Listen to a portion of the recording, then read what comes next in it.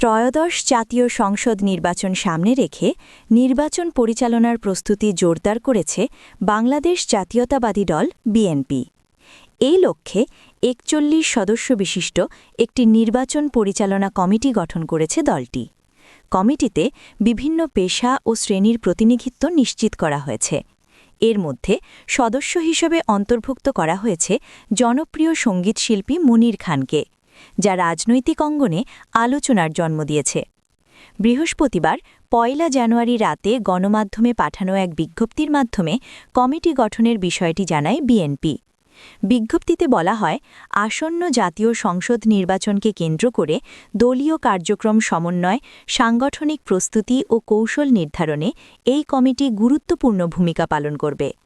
অভিজ্ঞ রাজনীতিবিদদের পাশাপাশি সমাজের বিভিন্ন ক্ষেত্রে পরিচিত ও প্রভাবশালী ব্যক্তিদের যুক্ত করার মাধ্যমে কমিটিকে আরও কার্যকর করা হয়েছে। মনির খান দীর্ঘদিন ধরে সঙ্গীত জগতে জনপ্রিয় মুখ হিসেবে পরিচিত।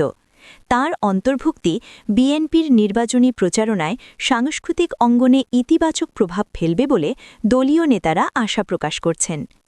একই সঙ্গে তরুণ ভোটার ও সাংস্কৃতিক অঙ্গনের মানুষদের সম্পৃক্ত করার কৌশলের অংশ হিসেবেও বিষয়টিকে দেখা হচ্ছে।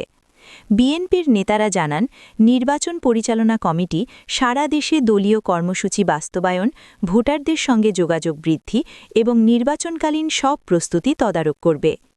আসন্ন নির্বাচনকে সামনে রেখে দলীয় ঐক্য ও সক্রিয়তা বাড়াতেই এই উদ্যোগ নেওয়া হয়েছে।